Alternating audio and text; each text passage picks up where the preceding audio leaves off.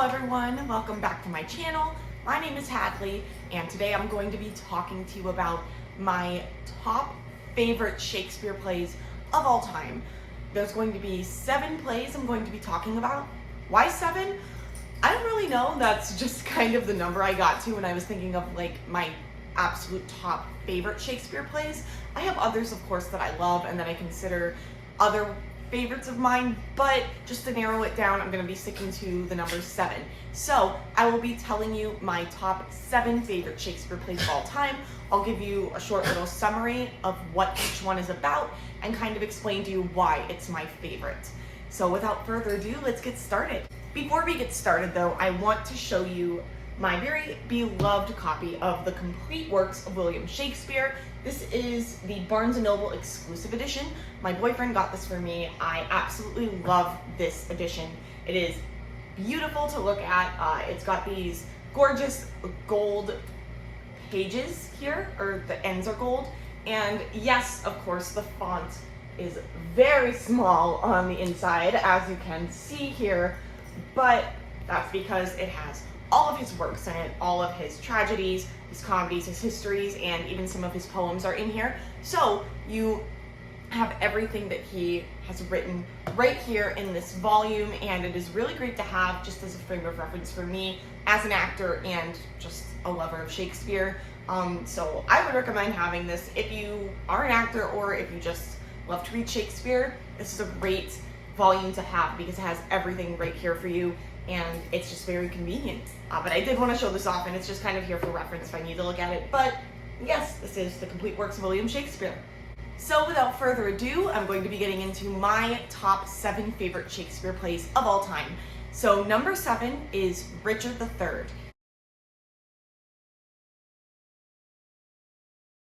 Now, this is actually my only history that I have in this list.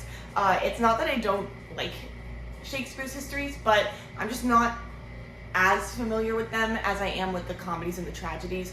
But I do really love his histories, and Richard III is one of my favorites for sure. So Richard III follows Richard, who is jealous and he has a disability. He wants to be King of England and uses manipulation and deceit to achieve his goal. He murders his brothers, nephews, and any opposition to become King Richard III. In the end, Henry of Richmond raises an army, kills Richard in battle, and becomes King Henry VII.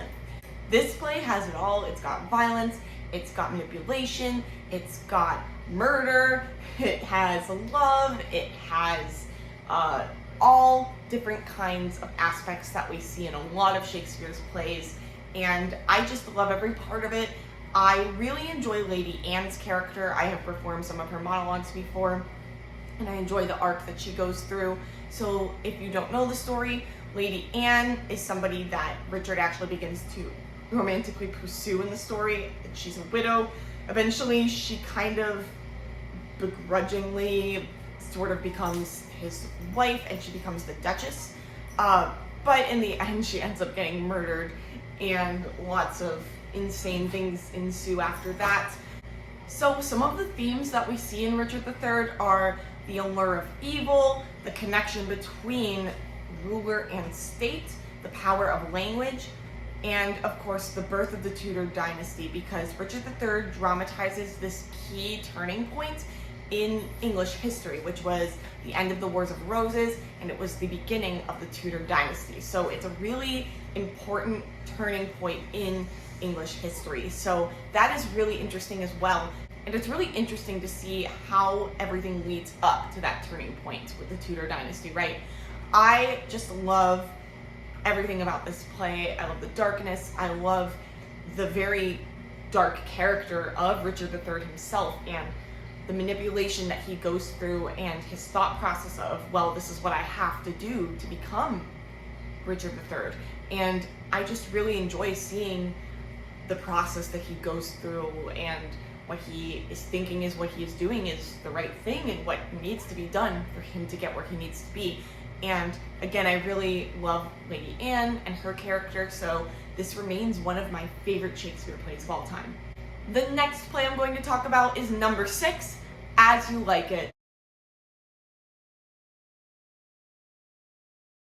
This play's got the classic Shakespeare trope of a woman dressed as a man and mistaken identity, but I absolutely love this play. I actually got to see it at the Stratford Festival in Canada.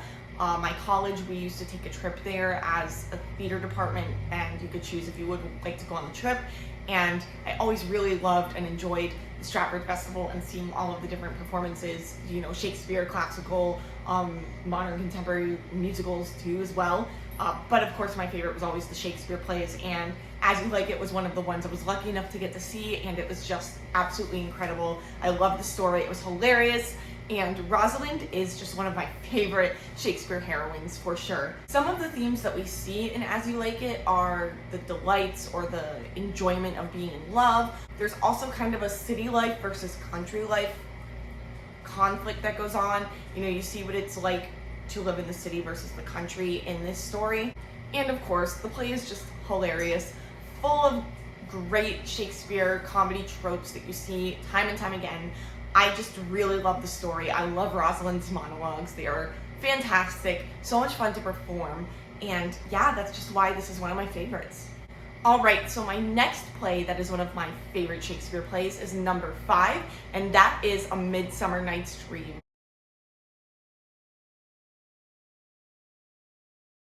Yes, this is one of the most popular, famous Shakespeare plays, and there's a reason for that. I absolutely love the fantastic, whimsical elements of this play. I am a fantasy fan. Obviously, I read a lot of fantasy books. So to have that as an element in Shakespeare's plays is just so wonderful for me. The story of A Midsummer Night's Dream is that 4 Athenians run away to the forest only to have Puck the fairy make both of the boys fall in love with the same girl. The 4 run through the forest pursuing each other while Puck helps his master play a trick on the fairy queen. In the end, Puck reverses the magic and the 2 couples reconcile and marry. Again, full of so many common Shakespeare tropes, you know, mistaken love or being in love with the wrong person, and unrequited love. Just so many things that I love about his plays are in A Midsummer Night's Dream. And of course, the magic and the just fantastical elements of this play are just something that I really enjoy. This is definitely a dream show for me to be in. I just think it would be so much fun to be a character in this show and to be a part of a performance of A Midsummer Night's Dream. It's just such a classic Shakespeare play, such a fun, whimsical story, and I really hope that one day I can get to be in it because I just think it would be such an amazing time. Some of the themes that we see in A Midsummer Night's Dream, of course, is love's difficulty, being in love with the wrong person, of course, and we also have magic, we have dreams, and we have jealousy and mischief with the fairies, of course, because we have Puck causing so much mischief and trouble, and it's just such a great story, such a fun tale to read, and I just will never stop loving this play. My next play that I'm going to talk about is number 4, and that is Romeo and Juliet. Yes, I know.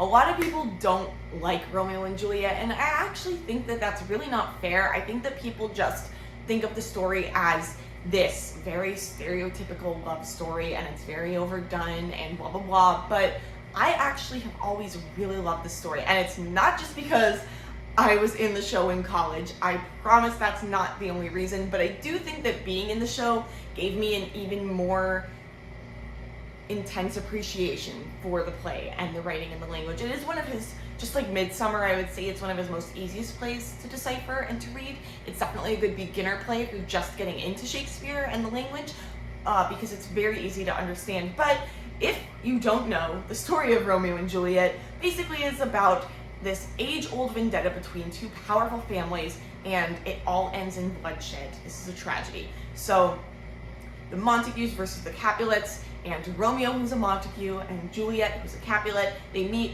they fall in love, and it is this forbidden romance that they have, and they have to try to overcome their family's feud so that they can be together, but alas, it ends in bloodshed and tragedy.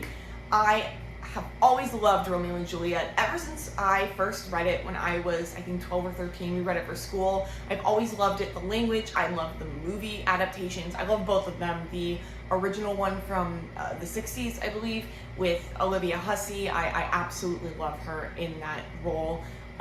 She was a great inspiration to me when I played Juliet, but also I really love the Leonardo DiCaprio one too. I think that one is great, how they set it in that modern day setting and they adapted it so well to that and made it a new story for a new audience, and I think that's great. But yes, I love the language, I love all of the famous monologues, you name it, I'm a sucker for them. I just think it's great. Some of the themes that we see in Romeo and Juliet, of course, are the forbidden love or the forcefulness of love, because it is one of the most famous love stories of all time. We have love as a cause of violence, since their love causes all of this bloodshed, basically. We have the individual versus society, you know, what the individual wants versus what society wants for you, or in this case, the family's outside world wants for you. And of course, we see the inevitability of fate. The fate of Romeo and Juliet is written from the beginning. We hear from the very beginning, the very first lines of the play, that the star-crossed lovers are not going to survive this story. And I just love seeing how everything leads up to that awful tragic ending. If you have, for some reason, never read Romeo and Juliet, I know it is super famous and it is one of his most well-known plays, but there's a reason for that. You should definitely check it out. The next play I'm going to talk about is one of my favorite plays just ever. Not even just with Shakespeare, just period. And again, it's one of his, if not his most famous play of all time. And just like Romeo and Juliet, there is a reason it is so famous and it is so well loved. And of course, that play is Hamlet.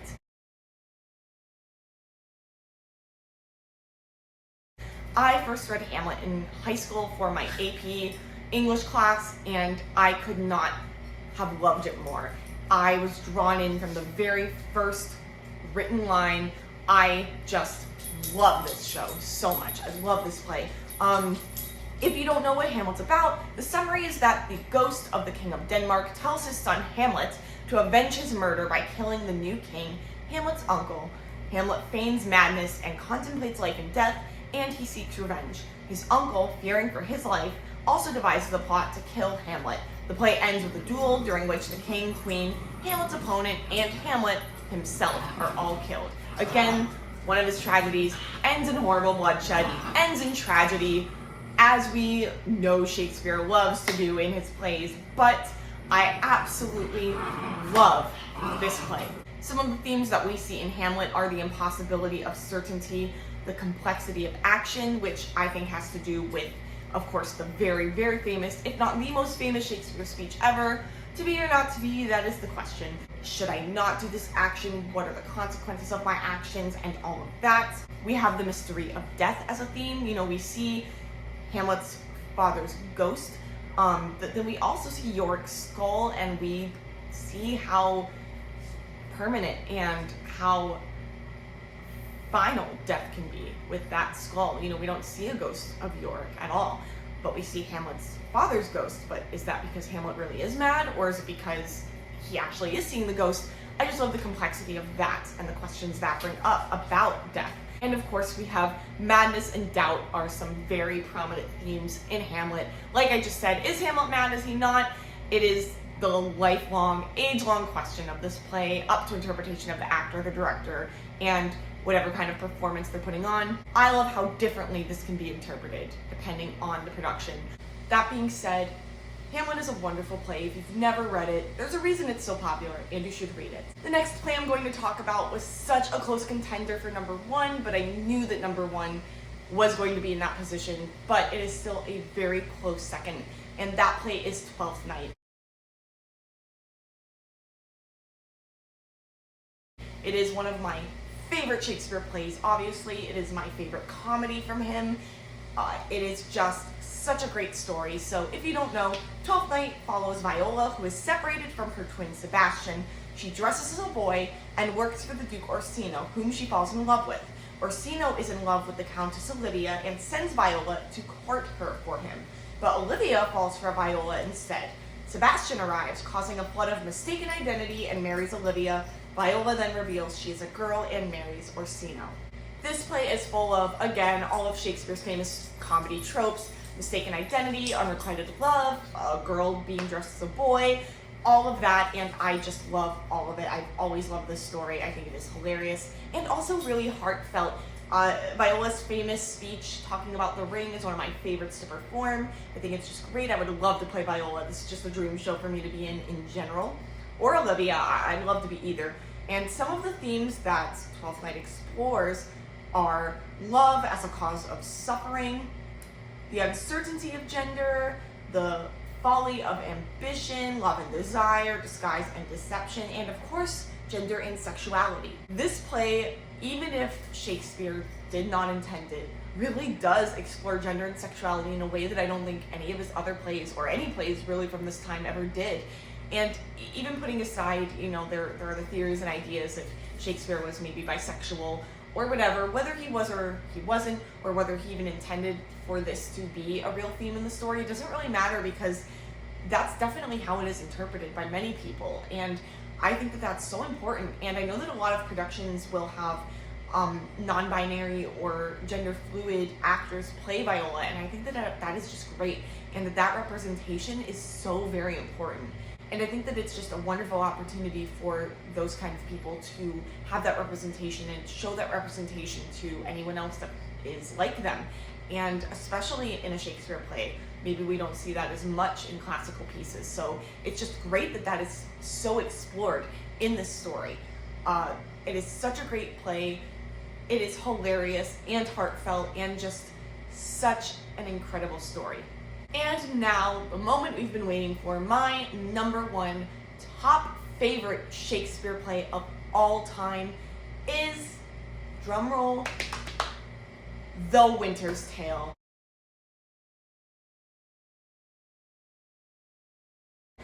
I love this play. Obviously, I put it at number one. I love this play so very much. The first time I was ever introduced to this play was when I was actually a part of the National Shakespeare Competition. If you don't know, the English-speaking union does this competition with high school students where you can perform a Shakespeare monologue, and it's like a competition. I was in that competition. I actually was lucky enough to win at my high school, and I got to go on to the regional competition, and that was amazing. But the way that I discovered this play was by watching other recorded performances from like the national final of the competition, and somebody had performed Hermione's monologue at that competition, and I absolutely fell in love with that monologue the first time I heard it and couldn't get enough of it. I started to read the play, absolutely loved the story. The story is that the jealous king falsely accuses his wife Hermione of infidelity with his best friend, and she dies. Then he exiles his newborn daughter, Perdita, who is raised by shepherds for 16 years, and falls in love with the son of his friend. When Perdita returns home, a statue of Hermione comes to life and everyone is reconciled. This play, I feel, is really different than really any of Shakespeare's other plays, and that's what I love so much about it. It is so unique. This part at the end where her statue comes to life, you don't really see anything like that in any other play, and while it's not really fully explained, there is this element of magic, or maybe not magic, we don't really know, and I just really love that part of it, and that being left up to interpretation. And of course I love the character of Hermione and her plight and what she goes through, and her monologue is incredible. One of the best pieces, in my opinion, ever written, ever. Not just by Shakespeare, just ever written in the English language. It is such a beautiful, fantastic monologue. It is incredible. The one that I'm talking about is the Sir, Spare Your Threats monologue. That's the line that starts it. You need to look it up. It is fantastic. Some of the themes that we follow in The Winter's Tale are loyalty, fidelity, and honesty. We have friendship and love, and youth, age, and time. We follow Perdita when she grows from an infant to a young woman. That's kind of the youth, age, and time. And of course, we have the love, or the loyalty, fidelity, and honesty, which is a huge issue, and it's crucial to the play's main plot points, with the king thinking that his wife was not loyal to him, even though she was. And I just love this plight that Hermione goes through, where she loses everything so quickly. She loses her status in society. She loses her child that she just gave birth to. She loses everything, and yet she remains so strong, and she doesn't back down, and she doesn't stop fighting for herself. And I just love it so much. I can't get enough of this play. I cannot talk about it enough. If you've never read it, you need to. It is not one of his more well-known or done plays, but I think that it is very underrated. It is a great, fantastic, incredible play. My favorite Shakespeare play of all time. And that's it for all 7 of my top favorite Shakespeare plays of all time. I hope you enjoyed this video. I really enjoyed making it. I love talking about Shakespeare plays, and I hope that maybe you got some new great recommendations from this video if you've never read his plays before, or just maybe a play that you hadn't thought about reading, but now maybe you will. And I just think that all 7 of these are just incredible stories, incredibly written, great plays to read. If you enjoyed this video, please give it a like and subscribe to my channel. I would love to see you back watching my other videos, and I'll see you next time. Bye!